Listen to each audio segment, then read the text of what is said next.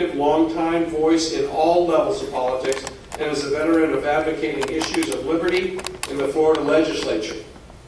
John also served as a state director for FreedomWorks, the pro-free market organization, as well as deputy director of Florida Stop Lawsuit Abuse. While in Tallahassee, John has represented such groups as Florida Taxpayers Union, Cut Property Tax Now, I like that, the Second Amendment Coalition of Florida, the Florida Campaign for Liberty.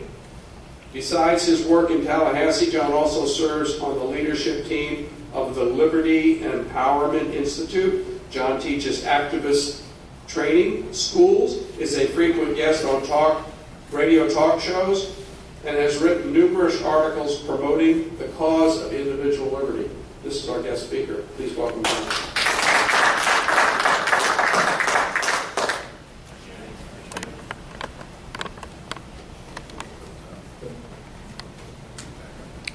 John Hallman. Oh, good evening. Good evening. Appreciate the opportunity to be here to bring you some updates on what's going on in Tallahassee. And is everybody, I know quite a few are familiar, are everybody familiar with our group Liberty First Network? And what we've been doing, the reason we started it. Years ago when I was with FreedomWorks back in 2003, I used to go to Tallahassee, used to take some grassroots people up there, and it was sort of my first venture up there myself. And I was just amazed at the role lobbyists play up in Tallahassee and the power that the lobbyists have to influence on a daily basis legislation that's getting passed. So I at that point committed myself to saying that I'll be one person up there every day that they're in session and committee weeks, fighting for less government, more individual freedom. And what I saw was that Tallahassee was, to me, it was like a big ATM machine. And all the lobbyists would line up like with their card. You know how people line up to go to the ATM machine? And that's what Tallahassee represented. The budget is almost $80 billion. And so everybody wants to get a piece of $80 billion. And so all these lobbyists are up there trying to see how they can get that money for their clients, for their interests. And I felt like people their voice wasn't being heard. It was being drowned out by big time special interest lobbyists, huge major corporations. Disney World has 40 lobbyists on staff up there in Tallahassee. Healthcare companies, Blue Cross Blue Shield, the trial attorneys have a bevy of lobbyists up there. So almost any kind of trade industry you can think of in big corporation. And so anyhow, that's why we have Liberty First Network, so that you all have a voice up there. As Thomas Jefferson said, and this is one of our main goals, is that he said that it's the natural progression for government to gain and liberty to yield. And so that's the way we believe when we go up there. And I love too, is Ronald Reagan's quote, that government is not the solution to our problems, government is the problem. And so those are like two basic things that we take with us when we go to Tallahassee. So anyhow, I wanted to kind of tell you that, quickly, I just want to say that things are going pretty good. They're not great, and we have some things we're disappointed in, but I do want to say that I'm feeling fairly optimistic that we're moving in the right direction.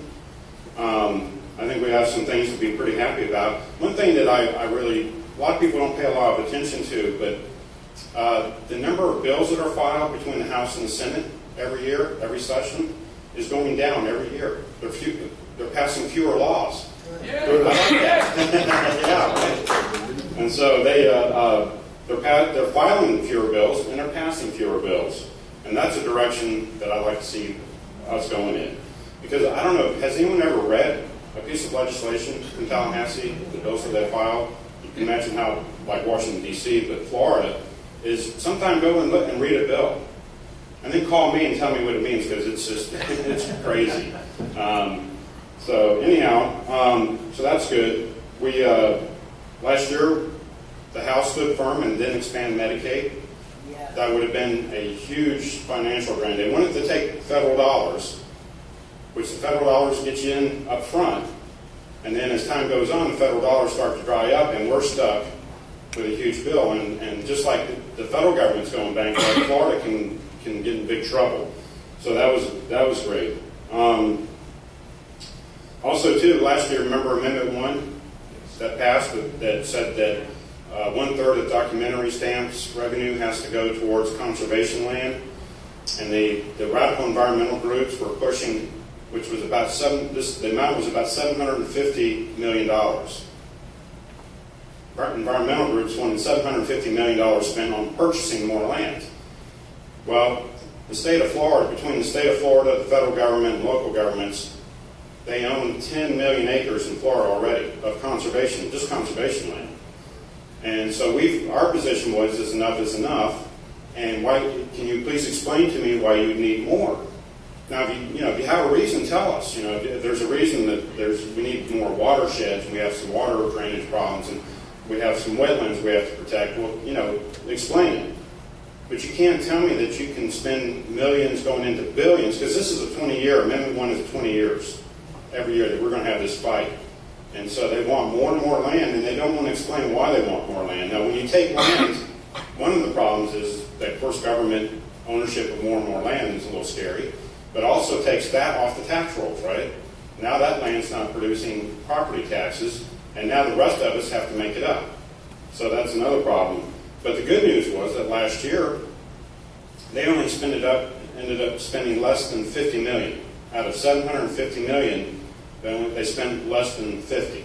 So we felt like that was, for all the pressure they were getting, we felt like that was a small victory. The only problem is we're going to have that fight for the next 19 years.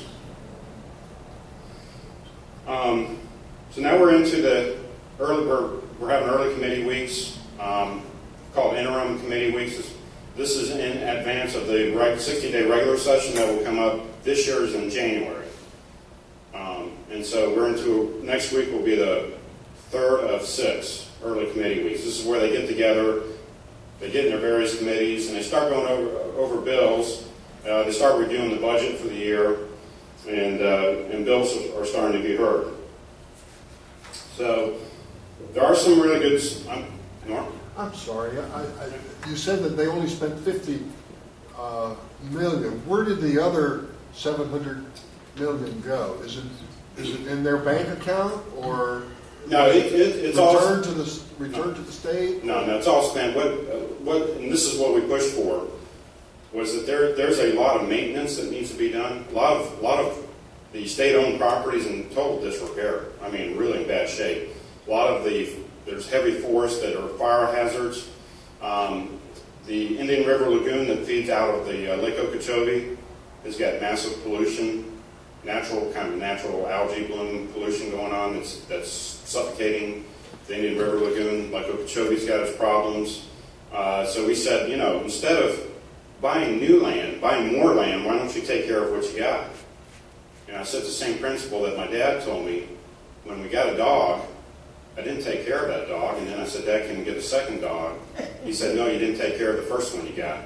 And I said, so it's the same principle, is that if you can't take care of what you got, quit asking us for more. And so a lot of that money now went to maintenance. A lot of the cleanup projects that needed to be done there. I mean, there's a whole laundry list. Springs restoration projects.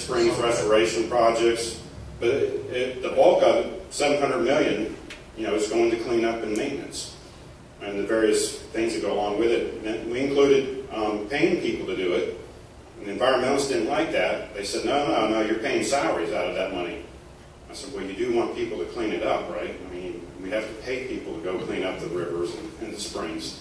So anyhow, hopefully that answers. I mean, I'd have to pull it up. It's a long, complex budget. The main thing was not that much went to buying new land. That's what we fought for. Yeah. So, and this year, we have some pretty good bills that have to do with our Second Amendment rights. There's a bill called, I call it open carry, and one's called campus carry. Everybody familiar with those two issues? Now, on the campus carry issue, that was filed last year, and it got killed in the Senate. It passed through the House fairly easily. So we got it up again this year. It's passed through one committee in the House, and it's passed through one committee in the Senate, and it's now going to be heard in the second committee stop over on the Senate side next Tuesday.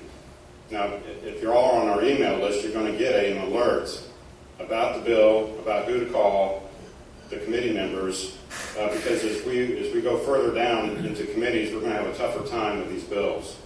You're going to have everybody coming out of the woodwork, saying that, we'll have the Wild Wild West, and it's going to be scary, and all that. And they're going to try to attempt, as bills move through committees, they get amended to death, the amendment process. So a bill rarely moves through the committee stops into a final vote on the floor without being amendments added all the way through the different committees. So probably, we were talking the other night, so if open carry continues on, you're going to have groups come out and say, well, you can have open carry, but you can't have it here. You can't have it there. You can't have it in a public building. You can't do it at a school. You can't do it, and I was saying the other night, I said, pretty soon you can have open carry, but it can only be inside your house. So, so we have to, so that's going to be a fight. And then the campus carry. Another interesting thing, I didn't know this till a while back, but did you know that 45 states have open carry? I thought maybe we had some wild idea we'll have open carry in Florida, like it's never been done before, but 45 states currently have it. And so I haven't, I researched, I wanted to see, there's got to be some people saying horrible things are happening in these states with open carry, and I can't find anything that showed me anything negative.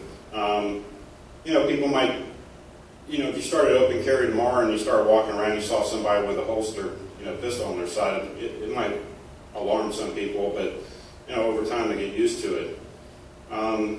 It's just like campus carry. I think we have to realize in this country that we're not going to exterminate guns. I mean, actually, I wouldn't, if somebody can tell me how we can exterminate guns off the face of the earth, I'm serious, I'd like to hear it. I'd like to hear the plan and how it would work. But I don't think it's going to happen. And so we're going to have, yes, sir? I'm an NRA member, but what is the purpose of an open carry bill? If I'm carrying concealed versus if I'm carrying open, if someone comes in and wants to do some harm, I'm the first target because they see I'm armed. That's that's not been borne out in studies. Actually, the opposite has been found out that criminals want an easy target. Right. And this is, again, they've done a lot of studies on this. So I'm just saying that from what they found out is criminals want an easy target. So a guy standing over there with a gun is not an easy target. Because if I'm a criminal, by the time I start to pull and you start to pull, I'm into a gunfight now. That's not what I wanted, maybe. Unless I'm a mass murderer. But I'm just talking about criminal activity, stealing or whatever. So actually, what they found out was that when somebody went into a store and saw somebody with a holster, they tended to turn around and go head right back out. Another thing, so that they found it as that it stopped more crime to have an open carry. Also, too, they said that when you're faced with somebody with a gun wishing to do you harm, by the time I can pull my pants legs up and get this out of I'm dead. Yeah. Okay. Yeah. But if I have it here, I can pull it a little quicker. So, there again, people are going to get guns. Did you know that the shooter out in Oregon passed a background check? So, where Hillary the other night, we got to have universal background. Well, we have background checks. This guy out there passed a background check. Okay, so, and they're getting, so it's just, there's going to be guns out there. I feel safer knowing that as I travel around the streets that people who have been checked in the back, to get a concealed, how many people have a concealed weapons permit? I mean, so you have to be checked out, you're fingerprinted, you're checked for a criminal record. So I feel better about that. And so campus carry. Now that's another controversial one because, we can't have kids, even 18 to 20 some years old kids, are going to have guns now. Well, if they're over 18, they're eligible to have a concealed weapons permit. Okay, so that means they've gone through the process to get one. Now, should they have it on college campus? There again, we have a problem that when I'm in Tallahassee, I have made my way over to FSU a few times. Now, anybody been to a major college campus? Probably in your younger years, but anything lately. But I mean, I know at FSU, you go down the street, there's all kinds of streets going into FSU. It's all wide open. There's no one entry point with a metal detector and somebody to go through your bags to check to see if you, so when you go into FSU, anybody can walk in with guns, hidden and start shooting somebody, which they did 2 years ago, have a shooting incident at FSU. And of course, obviously at Oregon, we had a shooting incident. And there again, people are going to get guns. They're going to get guns. People that want to do harm are going to get guns. And our police officers can't be everywhere at once. They just can't be everywhere. And the campus security can't be everywhere at once. So I just really feel that, that it's important that we pass these. Because guns are going to be in our society forever.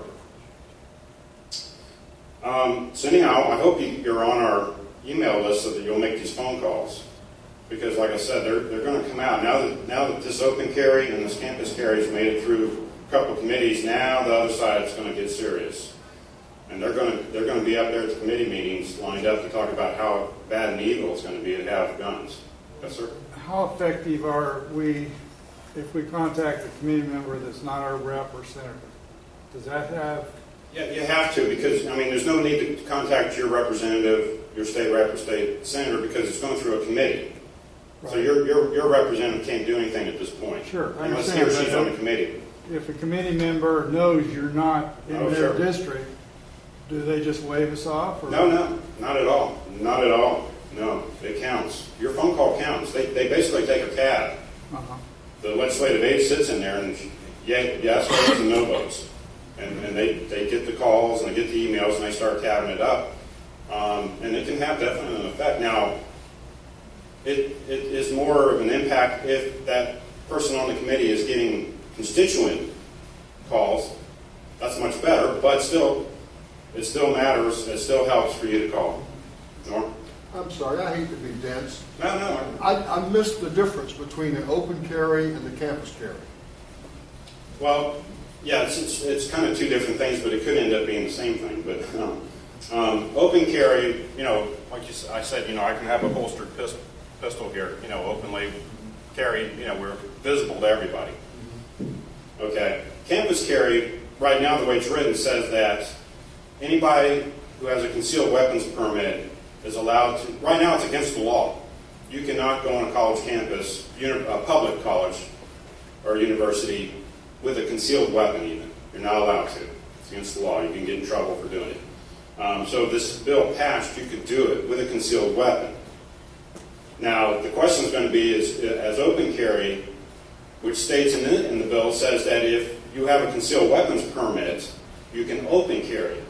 So we're going to have that discussion, as we go through the campus carry. They're going to say, well, if this open carry bill passes, does that mean that people can openly carry in college and go and sit in the classroom with a pistol at their side? So there's a lot of discussion to go on about this.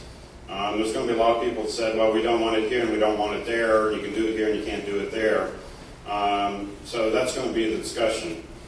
And I'm a private property rights person, so I believe a private property owner, if I own a business and I'm just not comfortable with somebody coming in, I have that right. So I do believe a private property owner has a right to say, wait a minute, no, you can't come in. I don't see how the Second Amendment can be suspended just because I walk on the college campus. It is. It's suspended from any Concrete place. zone. Yeah, that question gets asked a lot. It is right now. It's not legal though.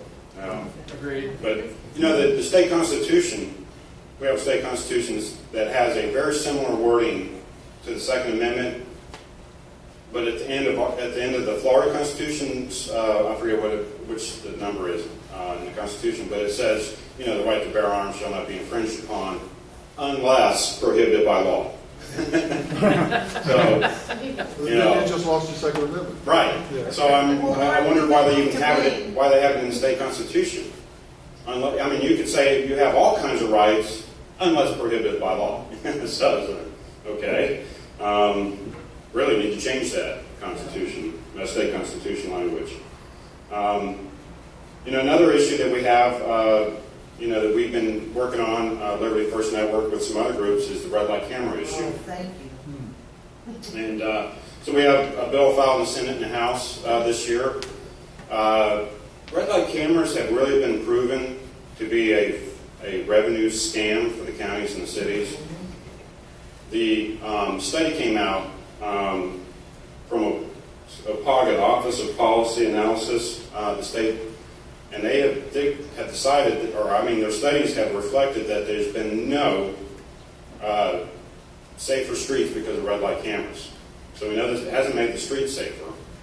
And really, most of the tickets are that 1 second into the intersection, which has never caused a serious accident. Because the light from the other side hasn't even turned green yet. So that one car that ran, that initial turn red and they go through it, well, that doesn't cause accidents. That and right-hand turns is like 95% of the tickets. So it's just a big revenue thing. And actually, studies have shown that the yellow lights, extending the yellow lights, does save lives. And so we try to get bills over the last few years to extend the yellow lights, and they won't do it up there. And so when they're up there pounding their fist saying, we're going to keep the red light cameras because if it saves one life, we're going to keep them. And I get up there and I go, well, if that's true, then pass the yellow light extension. Just so you know, on the yellow lights though, when you pull up to an intersection like that, and you see the solid line, that's called the zone. And it's set to the speed limit. And the yellow light is timed. If you're in the zone, you will not run the red light. But they shorten the time of the yellow light to give you the red light. Yeah, well, actually, the DOT about 2 years ago, kind of overnight, kind of quietly slipped in the shorter yellow lights standards. And the cities and counties really jumped on that, and they started making some major money. They started really picking up more cars. Well, what happened is they got caught. And now they brought it back to the old standard, which is still not where it could be. And so what's happened is funny is as they were forced to go back to the higher duration of yellow lights, a lot of cities started losing money, and they dumped them. I thought it was about I thought it was about safety. Why'd you dump it? Right? So anyhow, that's going to be another fight. Although more and more people are realizing, legislators from 2 years ago, they were saying, "Oh, it's about safety." Now they're going, "Yeah, no, you're right." So it's something that judges have thrown them out left and right all over the state. You have a situation where a legislator once said that, well, if you don't want a ticket, then don't run a red light. Well, the problem is, if somebody else is using your car, they run the red light, you get the ticket.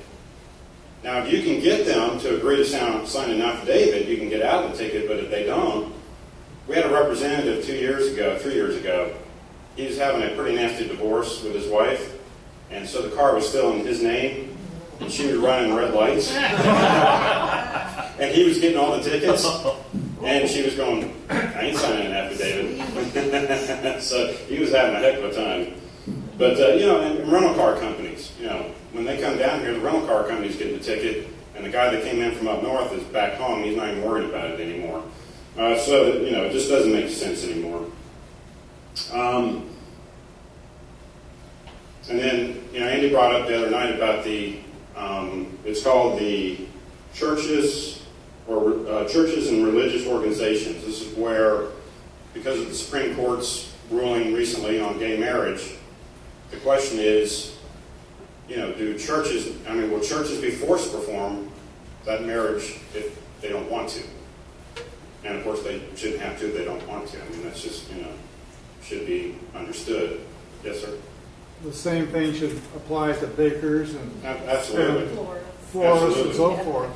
Right, freedom of association, Freedom really. of conscience. I was telling somebody the other day, I said, I'm a registered lobbyist. I have a website.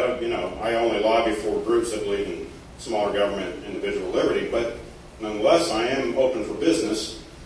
And if a company came in or somebody came in and wanted to hire me for something that would be bigger government, something that goes against my principles, I have to do it. Under that same principle, what they're saying, I have to do it. You can't refuse somebody, service to somebody. So obviously, freedom of association. So Representative Playton filed a bill. Senator Bean has that same bill. That bill passed last 2 weeks ago in the House. It's been sitting in the Senate, hasn't been heard. I've been told, y'all know Randy Osborne by chance? Yes. Yeah, Randy, I talked to Randy up in Tallahassee last week, and he said he's being told that it's not going to go anywhere. I think we can make that. We don't have to go with that. So if y'all want to make it happen, make it happen. There again, what I would do, I'd recommend calling Senator Bean, not in a complaining way. He's the sponsor of the Senate bill, and he needs to feel more encouraged to push the bill. I like that. And so, it's true, right? I mean, they get up there, if they don't feel like they have a lot of grassroots, they start kind of going, And the House is limited to 6 bills. They can only file 6 bills. The Senate can file unlimited amounts of bills. A lot of them file 30 bills. And so you can't be an advocate as a bill sponsor for 30 bills. So you're going to have your priorities. So we need to encourage them what their priorities should be. And it's not that Senator Bean doesn't like the bill. I don't think he would have filed it if he didn't like it. But if he's not feeling, the emphasis from the people, then he may put that down the list of what he wants to push. So the first thing I would do is call Senator Bean and say, we appreciate you filing that bill, and we really want you to fight for it. And then the last thing I'll wrap up with, before I'll take questions, is something that I've been working on with some other groups on campaign finance reform. I was talking to Andy earlier about it. How many people know about the state has what's, you've heard the term PAC, political committee, political action committee, whatever. Well, Florida had, there's a federal PAC and then there's a state PAC. And so what a few years ago they had something called a Committee of Continuing Existence, a CCE.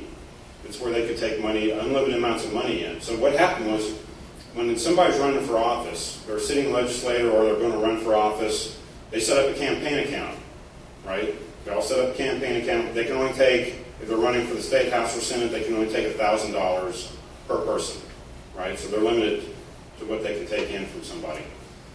But they started out with these CCEs over here, opened that up in their name, and they could take unlimited amounts of money. And so what they did is they said, well, that doesn't look good. We're going to get rid of CCEs, which they did 2 years ago. But what they didn't tell you is that they took PACs. PACs were also limited to $1,000 and made them unlimited. And now they all moved their accounts over and opened up a PAC. So now you have all these legislators up there who are limited now that are running for office. They can take unlimited amounts of money. And then I said, am I crazy? Or does that not seem right? I mean, why do we have campaign finance? Why do we limit the campaign accounts to $1,000? Right? I think the idea was that nobody could have an upper hand or could buy legislation or control a legislator by giving huge donations. I think that's the idea. So that me as John Hallman, who doesn't have a lot of money, I can give $1,000, and American Traffic Solutions, who's making all the money off the red light cameras, they can only give $1,000. But wait a minute. Andy Gardner, all these others have PACs that they're taking checks for $100,000, $200,000, $300,000 from all these interest groups.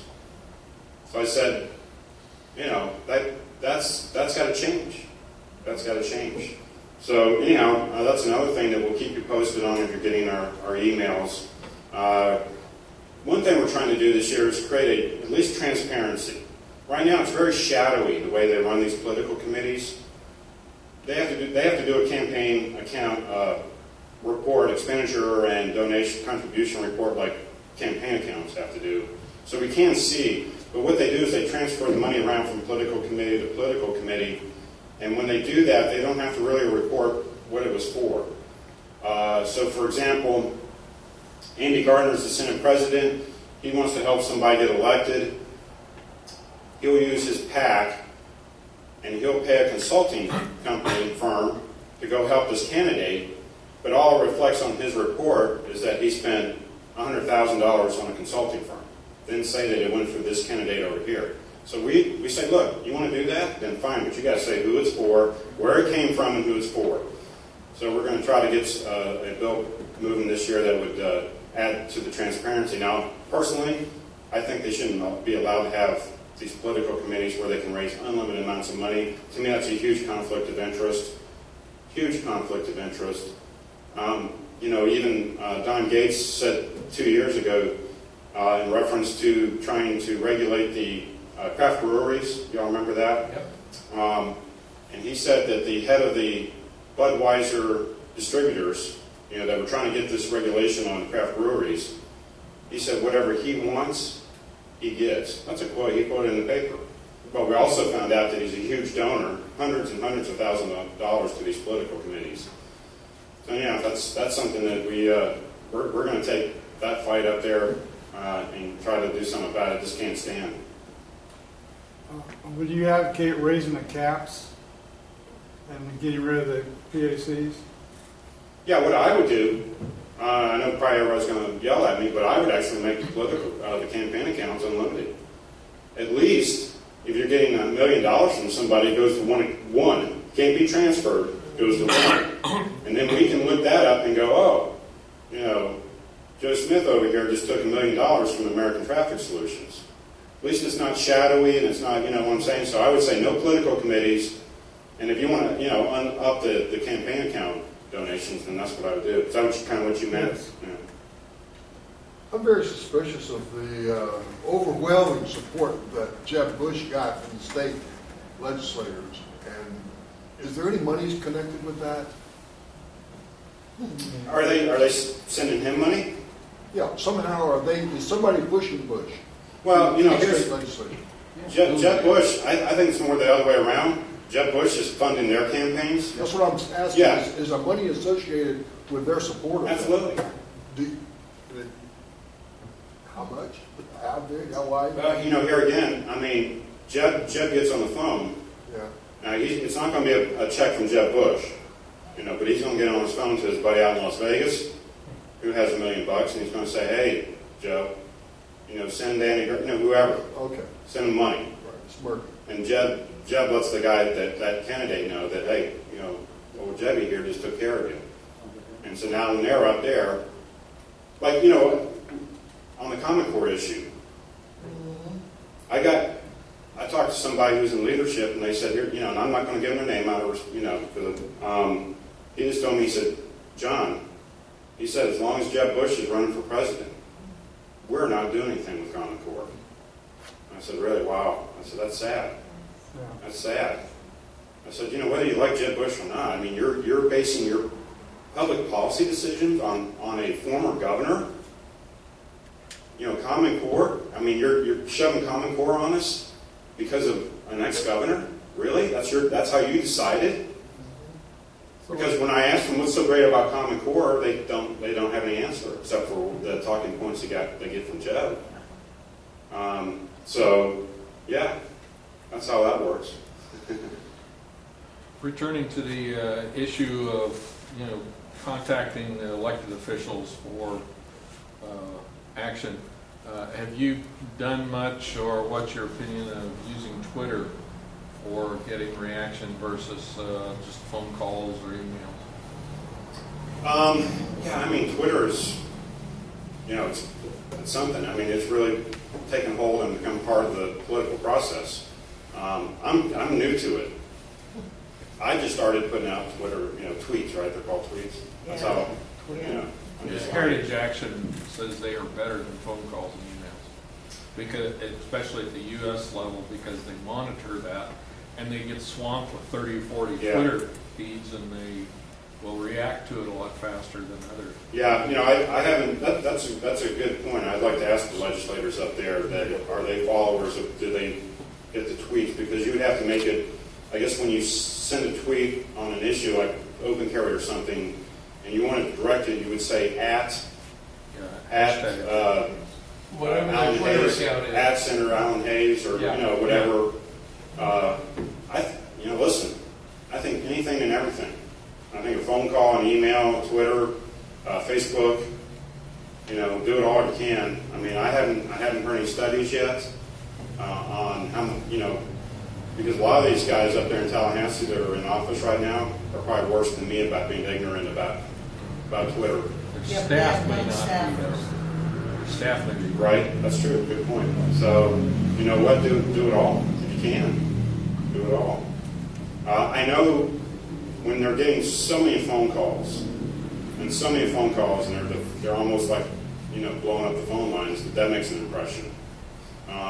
Emails get lost. They get drowned out by all kinds of other emails. I still do it.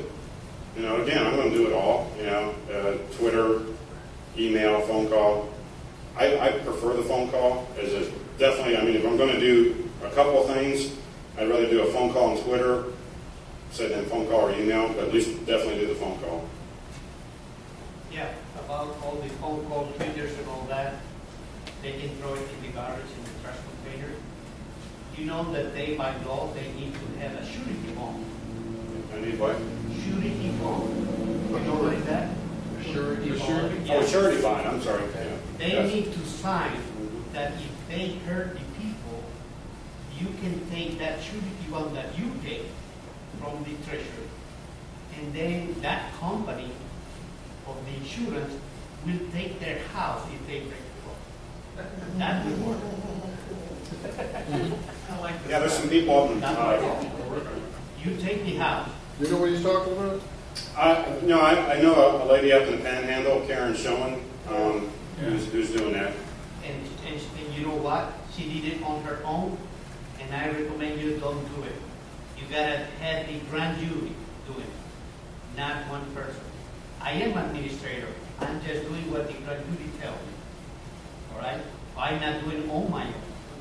And that is in the Constitution. It works. So talk to him about it. Yeah. It sounds like if a legislator has another legislator that is like a thorn in their side, they could easily get rid of that one by funding their opponent. Oh, that's done all the And time. that is That's done all the so time. upsetting. What happens, especially with the Speaker and the Senate President, now they get a ton of money, right? Because they are in a position of great authority. So do other committee members, because they have, say, appropriations committee is very powerful, so that whoever that is will get a ton of money. But certainly the Senate President and the Speaker is going to get a ton of money in their political committees. And they absolutely, if you're not behaving the way they want you, that the Speaker wants you to, he or she will absolutely. This is done. I mean, it's been done for years. They will fund they threatened Debbie Mayfield because she was filing the Common Core bills every year, and the Speaker Will Weatherford was just livid with her about doing that to her Jeb, which she's not doing it to her Jeb, But Will Weatherford said, "I'll run somebody against you, Debbie." So they do that. Yeah, no, that's done all the time. Absolutely. Any other questions before we wrap it up? I would just like to put a plug in for John's organization, the Liberty First Network. I had it up on the screen there earlier. And they send the most actionable action alerts. By that I mean they send an email that has some bullet points. They give you just enough information so that you can become knowledgeable about it in your own mind, clear in your own mind, and you can be able to write a sentence or two to convey the message that these guys want. And the sweet part is they give you all of the email addresses for the committee people and the timeline you need to get to them, right, with their phone numbers. But those email addresses you can cut and paste. You can take them, just copy them all, paste them into an email, put your email together in your own words real quick, just takes a few minutes. You become a subject matter expert in like 2 minutes. Yeah. Get that email, and when these guys send one out, it's timely. By that I mean, hey, they're meeting, tomorrow at noon. Okay? So get this email out, between now and then. Yeah. said, another thing you can do with that is do blind carbon copy. Do blind So card? they, other recipients, they don't know who else got the email. Right. That's right. But, we were just talking about emails get lost, and Right. they do, but one that comes, the worst email is the automated email that a lot of organizations do, and we won't do that, because they do get tossed aside, they don't have the credibility. So change the words around a little bit, So, put your own you know, words in there, so that it doesn't look They like can tell when it's it's your words. Makes a big difference, so Yeah. makes the emails more credible. All right. One last thing. We all know Dan Webster, but you've been able to see him up close and personal, and the other legislators up in Tallahassee as Speaker of the House. Is he the guy we're looking for Speaker of the House in Washington? My experience with Dan when he was in the Senate when I started lobbying back years ago, some leverage up there that when we talk to him, it's just not me. It's all of you behind me up there, and so we're making some progress. I know you get discouraged. I get discouraged, but we're liberty. We were talking about this the other day. We're going to have this fight, just like the Amendment 1 fight, forever and ever. And our ancestors knew, and when we're gone, we're going to have this fight. So this fight for freedom and liberty and for the foundational principles that our country was founded on is just going to be forever. I'm sorry. We're just going to have to keep fighting, right? Yeah. It's never going to end. So, if the politicians lose their energy, we got to keep our energy up and keep fighting. So thanks for all that you do. Appreciate it.